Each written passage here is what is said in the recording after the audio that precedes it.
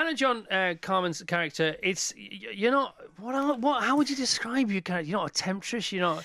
I don't know what you are because I've only seen 2 episodes. In the first episode, you were a disruptor. Yes. A strange, mysterious disruptor. In the second episode, you just come over as a cyber criminal.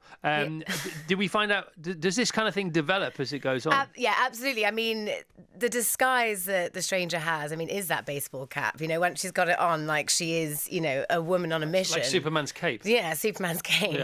Yeah. But she's a woman on a mission, and each episode she will adapt to the settings of who she's telling or who she's revealing, the truth to, and the different agendas you will find out later on. As the story kind of unravels. Right, now you're doing that thing. You binge that. You're doing that thing what actors do, brilliant writers and brilliant directors and brilliant producers, and obviously that's all at work here. Because now what I'm guessing from what you've told me is the reason I don't like her so much because she turns out to be a force for good is what I'm guessing now. But I could be entirely wrong. You could be entirely wrong. I could be entirely. Or he could be completely on the ball. We don't know. Who knows? All right, so phones. It's about, a lot of this is about phones. A lot of it is about going online and going into bank accounts and finding out who's spending what on your credit card and why. And this whole fake pregnancy thing. I don't know how much we can talk about that without spoiling things. It's there in the first episode, so you can talk about it. I presume that's the thing then, isn't it? Yeah. For Adam, he finds out that what the stranger told him is true, and he confronts his wife within the first kind of episode, and then she says, well, let's talk about it tonight, and then she disappears, and he has to kind of try and find out what happened to her. So she's faked her pregnancy for a reason. Yes. And we don't know what that reason is. There are lots of reasons we suspect it might be, but obviously it's not going to be any of those because then it wouldn't be on the telly because it wouldn't be good enough. And Adam's trying to figure out as well why she's done it because he knows because he's read the script. He's read the script. Well, no, he hasn't read the script. I know. It's unfair. But then he goes online, and you can buy fake pregnancy prosthesis, and I presume this is something that happens in the real world, is it? Yeah, I think Harlan did a bit of research on it, and actually there's a whole kind of arsenal of stuff you can buy, like fake ultrasounds, fake little, the little dipstick thing that you pee on, all of those things. So you can pretend you're pregnant for whatever totally reason doable. that may be, and who are we to judge what those reasons may be and why those reasons come about? Absolutely. I once pretended to be an airline pilot. That was fun. Very nice. I pretended that I was the cellist at the London Symphony Orchestra. I'd have bought that. Did you get on stage? Really? No, That would have been brilliant. That would have been brilliant. All right, so she disrupts. She tells people truths that they're not aware of, and may be better off if they continue to be not aware Absolutely. Ignorance is bliss, isn't it? It's kind of the question of would you want to know, and what will you do about it? Oh, see, all these questions. And would you do anything about it? I wonder what the premise of the idea for the whole series was from the kernel in the writer's brain. What was it? What was the what if? What if? I think it's that. What if somebody came up to you in a bar and told you something that was completely incredible, but there's a part of your brain that sort of believed it? Okay, and then what if that person did that for a living? Yeah. Just goes around doing that for either the benefit of her own bank account or the benefit of the world, which is, I think, what we're going to find out. Yeah, that's exactly what we're going to find out. It's good, isn't it? And then Jennifer Saunders pops up being amazing. Jennifer Saunders, she runs a cake shop. Cake shop, isn't it? Yeah. Best cake shop in the world. Best cake shop Where in is the it? world. Can we go? I think it's in the suburb of Manchester. It's a suburb, Stockport. Yeah. Is it an actual cake shop? It was. No, I don't think so. The dogs are real. The dogs the cakes are real. fake. Okay, now then there's everything's got to be goofy now. And it's all the better for it because we're all people come. What about this? When you say a friend confides in you and says, they talk about so and so, and you go, and they say then, and they're going to say it. I know in the last year, I know what you're going to say. They're mad in a minute, and then they say, they're mad, and I go, and that's called an attack thought. Do you know about attack thoughts? No. So you say what you fear about yourself. Yeah. About somebody else to point it as far away from you as you can. So I just throw it back on them and I say, yeah, but we're all mad. I don't say you're mad. I say, but we're all mad because we are all barking mad because none of us know why we're here and we're just trying to make sense of it all. And that sense is crazy. And then we act out these roles like being a radio presenter or being an actor or being prime minister or not being prime minister or being whatever it may be. And that all goes on.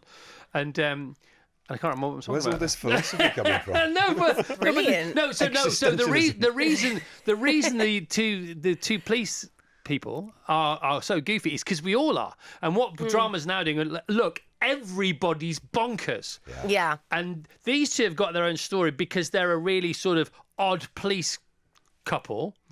But they're also mad within themselves. So they have conflict between the two of them, but then they have the conflict between the duality of what it is to be a human being. Yeah. Well, they have to go and investigate a mysterious disappearance at a llama farm. I mean, decapitation exactly. of A decapitation I mean, of a llama. that's the mad world of policing. a that you get suspected into. decapitation of a llama in the city centre, and they have to go and break the news to who they think it is that owns the llama. Yeah. And this is on the same day that the middle-aged female half of this dashing, unlikely cop duo has told her husband of 26 years she's leaving him because she's had enough. Speechless. Yeah, and her partner, who is a bloke, is a gay man who's going out with somebody who technically could be, is old enough to be his father, and he says, yeah, but technically, more than technically, you could be my mother. In fact, technically, you could be my grandmother, and that's all going on as well. You've really paid attention. I love it. I always do. Love it. And actually, they're not llamas. I should correct this. They're alpacas. Oh, alpacas, Apparently a that's big right. difference. Ooh. Yeah, but They if don't spit. you subscribe to Alpaca Monthly, I right? do. No, you don't, right? But we have. I'm going to. We have, right? So like in Auto Trader, they have cars for sale with mileage and Right. service history, and they have that with alpacas. But in Alpaca Monthly, they also sell llamas. Do they? And is alpaca like when you're buying an alpaca? Is it like how soft is the alpaca? How can I weave this into something? Well, you know why beautiful? most, Yeah. you know get why, it in what- different tech. do you know why most people? Well, do you know what the most commercially viable byproduct of owning a llama is, What? or alpaca? No, tell me. Got to be poo. Pee. Oh, we. Pee. Pee? What do they use it for? If you hang it on your tree, if you have chickens Yeah. in your garden and you hang it on your trees, it will keep the foxes away because they think you've got alpacas and alpacas kill foxes. If only Danny Brocklehurst had known that, it would have Oh my been in God! there. I forgot to mention Danny Brocklehurst is That would behind be- It would this. have been in there. Who is an Brocklehurst. absolute genius. Genius. All right. He is. Okay. So, Hannah, tell us about you and the SAS, if you don't mind, before you go. I did a movie basically called Red Notice SAS, and it's created by Larry Malkin, and Andy McNabb had a huge involvement in it and creating it, and it was amazing. It was really Did you get to really do any cool. SAS things? No, I didn't, Right. unfortunately. But I got to kind of learn a lot Did you? from Andy himself. Yeah, What, just anything actually you just, could tell us about or share with us or not?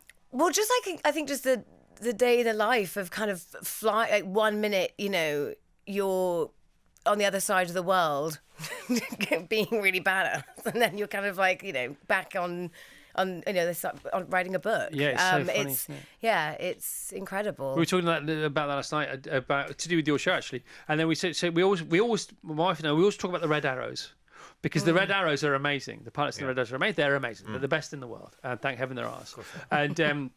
And then they do these amazing displays. They can do 4 or 5 in a day, can't they? Because we've had them at our events, and they'll do 4 or 5 in a day. And you can request that the red arrows fly over your barbecue.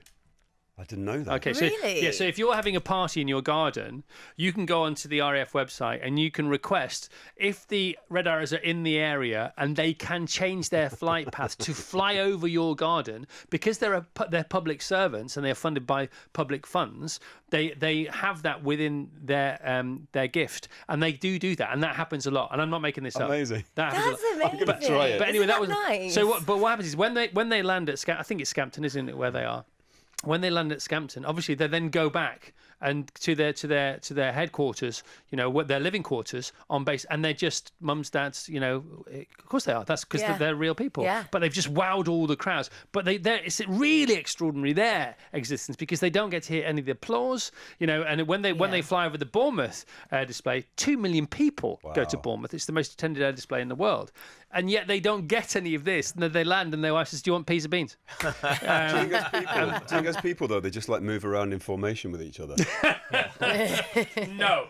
Well, maybe. I don't know. Maybe. Let's find out. That'd be fun. But it's funny. But like you say, the SS, they go and they do. People go and do extraordinary things, including, people who go to work. Then you go home and you just are who you are again. Or are you? I don't know. I don't know. Who's more you? The SAS soldier or the... I don't know. No idea. So that's with Andy Serkis, yeah? Yes, with Andy Serkis. And this is for Sky Cinema. Yeah, We're doing Sky a big thing Cinema. about it. Ooh. Yeah, we've got a big trip to give away with Andy, an SAS weekend with Andy McNabb, genuinely to be won on the programme. Wow. What a laugh. The Chris Evans Breakfast Show with Sky.